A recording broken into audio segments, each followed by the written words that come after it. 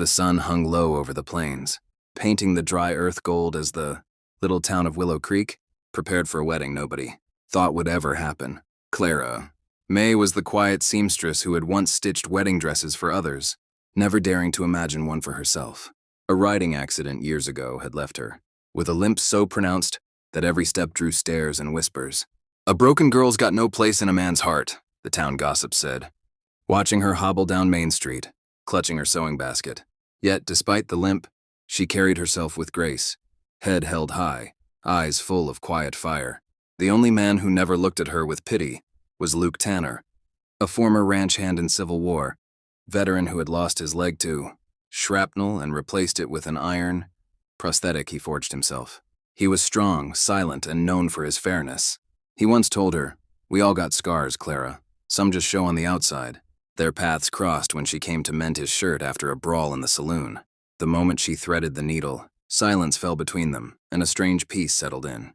He saw the way her hands trembled slightly when she walked, and she noticed the way he leaned on his cane, refusing help from anyone. Two broken souls finding a mirror in each other. That was how it began. Over time, Luke would stop by her little cottage on the edge of town, bringing her flowers from the prairie or books from passing traders. People laughed. The cripple and the limper, what a sight. But they didn't care. Under the old oak tree, they shared stories of loss, of pain, and of hope. He told her he dreamed of building a ranch where neither of them would be judged. She told him she wanted to walk down the aisle once, even if it meant limping the whole way. When Luke proposed, it wasn't fancy. He knelt in the dirt, his mechanical leg creaking, and said, "You've patched more than my shirt. Clara, you patched my soul." Her answer came with tears and laughter. But on the morning of the wedding, the town's cruel whispers rose again. Some said it was cursed for two damaged people to marry. Others said Luke should find a whole woman.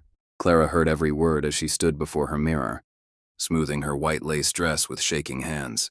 The veil trembled as she placed it over her head, and for a moment she thought of running away. But when she looked out and saw the old church, the cross gleaming against the golden sky, she took a deep breath. If she had to limp every step, she would, because love was worth it. As the church bell rang, she stepped out onto the dusty road. Every eye turned. The women covered their mouths. The men murmured. Her limp was visible with every movement, and the sound of her uneven steps echoed like a heartbeat. Then, halfway down the aisle, her leg faltered. The pain too much to bear. She gasped, stumbling slightly. But before she could fall, a familiar hand reached out. Luke was already walking toward her, his metal leg glinting in the sunset. "You've walked far enough, sweetheart," he said softly, his voice trembling. Then, before the stunned crowd, he lifted her into his arms, strong, proud, unashamed, and carried her the rest of the way to the church. The setting sun caught the dust swirling around them, turning the scene into pure gold. People fell silent. For the first time, no one saw their flaws. They saw love, real, raw, and defiant. Inside the small wooden church, the air was heavy with emotion. The preacher's voice cracked as he spoke the vows, and Clara could hardly breathe, staring up at the man who held her as though she weighed nothing. Luke's eyes glistened as he whispered, "You make me stronger than any leg ever could." When the preacher asked if he would take her in sickness and in health, Luke's voice was steady. "She's already healed me." And when it came her turn, she reached up, brushing the dust off his cheek, and said, "You carried me through more than this aisle, Luke Tanner. You carried me through every fear I ever had." The room fell silent again. The townsfolk who once mocked them now bowed their heads in shame. Some wept quietly. After the ceremony, as they stepped out of the church, the sky burned orange and gold, a symbol of endings and beginnings. Luke still held her close as they walked down the dirt road lined with townspeople. Then something unexpected happened. One by one, the men removed their hats, and the women began to clap. It started softly, then grew louder until the whole town echoed with applause. Luke and Clara turned to each other, eyes full of tears, realizing that love had done what pride and judgment never could. It had changed hearts.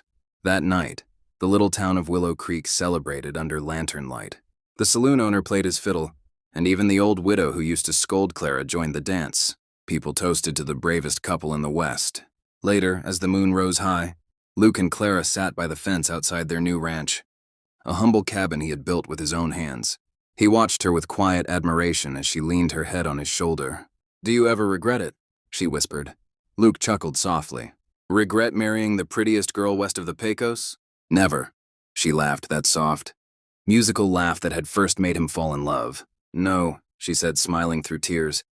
Regret that I couldn't walk to you. Luke turned her face toward his and said, You walked farther than anyone. You walked through pain, doubt, and shame, and you never stopped. That's what real walking is. She closed her eyes, resting in the comfort of his words. Years later, people still talked about that wedding. The day a cowboy with one leg carried his bride with one limp. It became a story told to every new couple who came through. Willow Creek, a story not about weakness, but about strength, faith, and the kind of love that never gives up.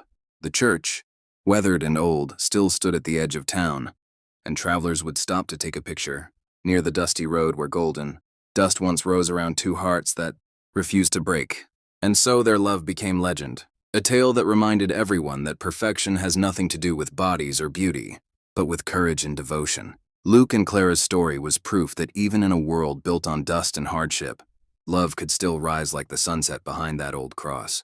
So if you believe love can heal even the deepest wounds, if you believe in loyalty, in kindness, in carrying one another, when life gets too heavy, then don't forget to subscribe to our channel for more powerful stories like this one.